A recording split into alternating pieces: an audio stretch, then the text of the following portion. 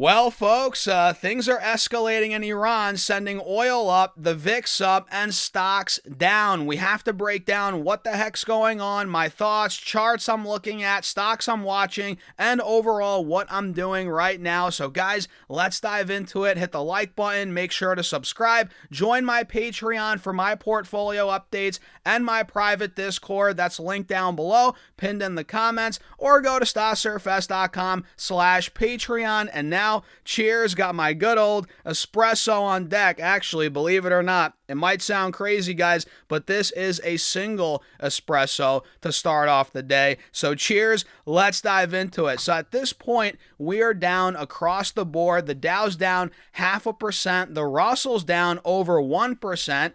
We have the S&P down about 0.5% as the Qs are down the least, believe it or not, only down 0.25%, as Brent crude oil is up over 1%, WTI is up around 1%, and the VIX is creeping up 3%, which the VIX is still very, low, if you will. It's beaten up still. It could have a lot more to go, potentially, if things really start to escalate more in Iran, which I don't necessarily suspect that happening. I still think we're close to a deal, but the VIX is still at 16, but it is creeping up about 3% on the day, as not many stocks on my watch list right now, guys, are moving, right? We have a lot of red out there, and honestly, this is a healthy pullback if we're just looking at SPY and the Qs and all the indices, right? We're pulling back nicely to the 50 moving average after we were just at all-time highs yesterday, right? So this is not anything to freak out about, not really anything worth, honestly, spending too much time on chart-wise here. On the S&P, on the Qs, this is simply a little pullback towards the 50 moving average after hitting all-time highs yesterday, and literally the Qs hit all-time highs this morning at open, guys, like 30 minutes ago, 40 minutes ago. So this is nothing worth freaking out about, panicking about, and honestly, the market's almost gotten immune to what's going on in the Middle East, right? It's not like, every time we get a headline nowadays, the market swings 5% in either direction. We've kind of gotten immune a bit to the headlines. It's not as crazy. Now, obviously, if things really start to escalate, we start to get some serious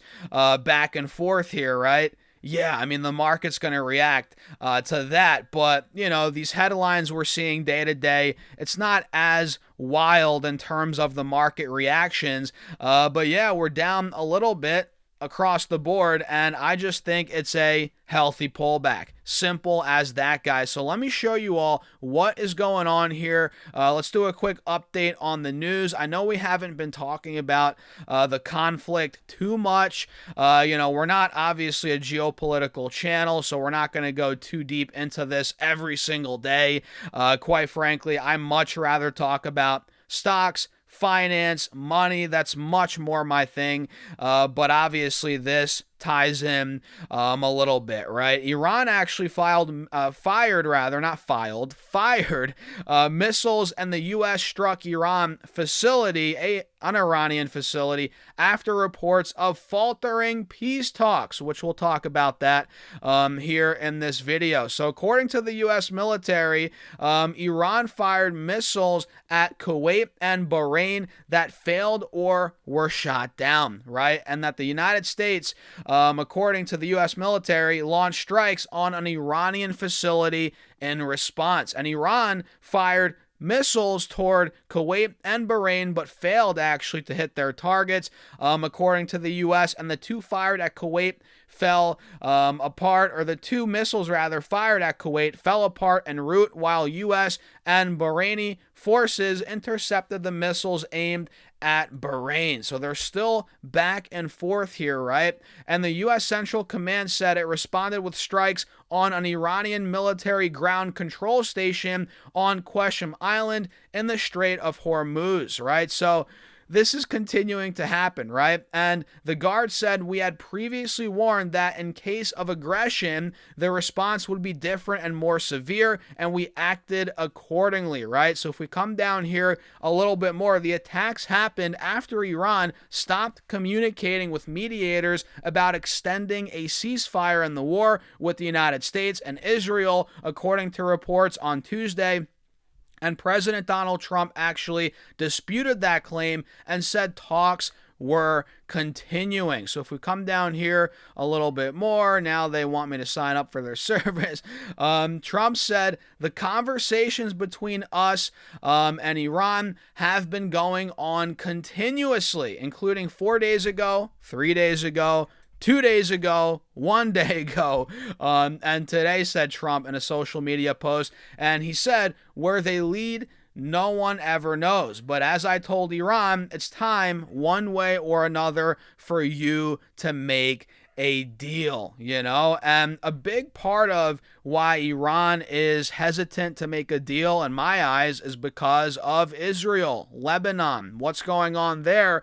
And it seems like they can't stop going back and forth, right? That is a big part of this negotiation from Iran's perspective. And we can see actually Trump called Netanyahu crazy. I think he called him effing crazy. Let's come down here and see this quickly here, guys. President Trump said in an interview released on Wednesday and confirmed an earlier report that he criticized Benjamin Netanyahu as crazy in a Monday phone call, saying he was a little bit perturbed that Israel's fighting of Hezbollah in Lebanon was holding back peace talks with Iran. No kidding. That's been the sticking point for months, weeks at this point.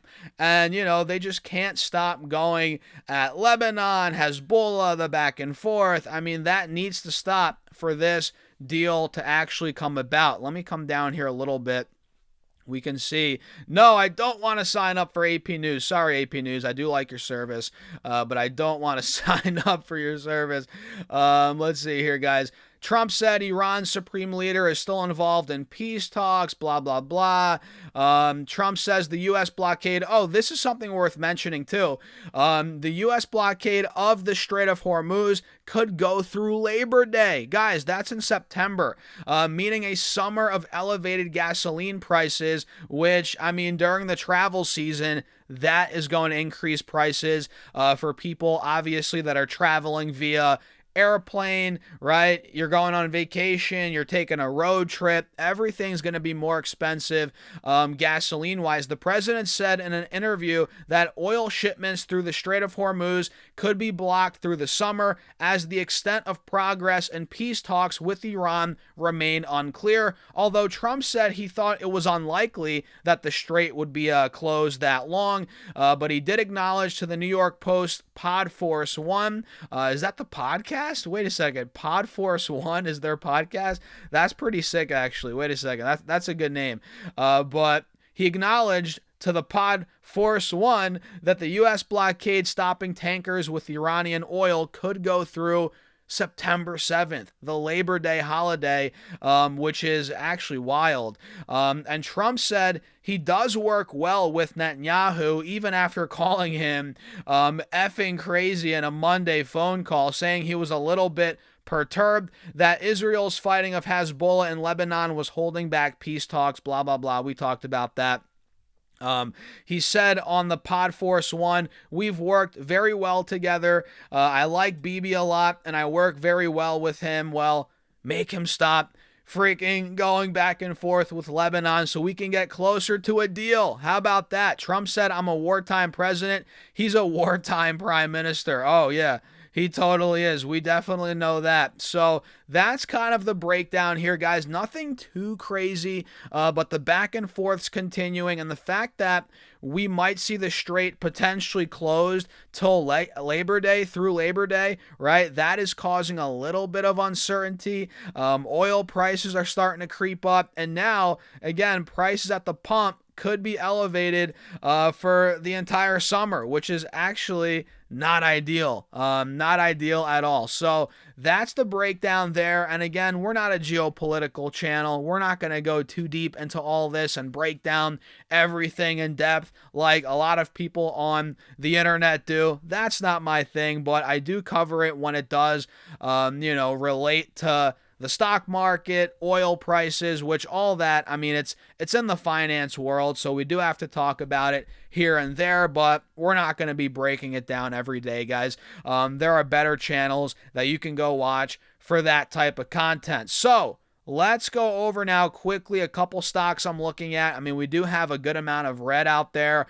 Robinhood selling off. Stocks like, what other names here? CrowdStrike, which rightfully so, man. That's selling off a little bit heading into earnings today, which I think is actually a great setup. Heading into earnings, we can see the stock got to 809 yesterday. Now it's at 753. I like it much more near this 50 moving average at about $690 to $700. So keep your eyes on CrowdStrike, starting to sell off a little bit. Also, there is some green. Tesla is starting to move, which we talked about yesterday. I'm not surprised. We talked about that 415 dip on Tesla.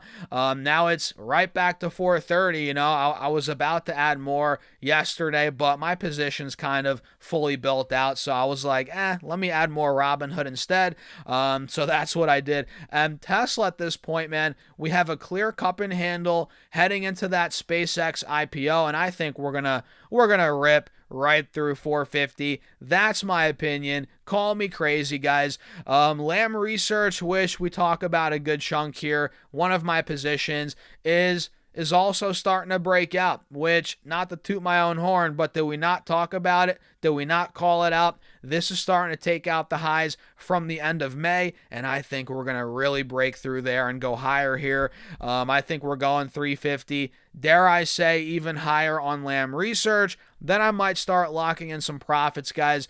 We have Meta moving up today over 3%. Very nice move in Meta stock, although it's still in a sideways channel. It has been all year. But the fact that we're maintaining 600 as support, buyers are coming in. We're now at 615. That's a good sign technically here. And Marvell keeps on going, man. Another 7% green day for Marvell after actually going to 340 in the overnight market. So guys, this stock went up 30% yesterday and it popped another 15% in the aftermarket. This is freaking insane. Rivian, which we called out, I believe, over the weekend, Rivian's up another 5.5%. It's starting to break through here above this multi-month resistance at about $17.50, $18 a share. That's a good sign. I think Rivian is arguably going to go higher here. So what do you guys think? Crazy day so far. We have some red, but honestly, I think it's a healthy pullback, an opportunity to add to certain positions, right? So let me know your thoughts in the comments, and don't forget to subscribe. 50% of you guys on YouTube, at least, watch the content and you're not subscribing, so hit that subscribe button, hit the follow button on Facebook, and guys, join my Patreon if you want to keep up with my portfolio updates, my trades, investments, my chart breakdowns, and if you want to be a part of my private Discord. All that's linked down below, pinned in the comments, or go to StockSurfS.com/Patreon. And with that being said, cheers. I'll see you guys in the Patreon or in the next video. Have a great rest of your day.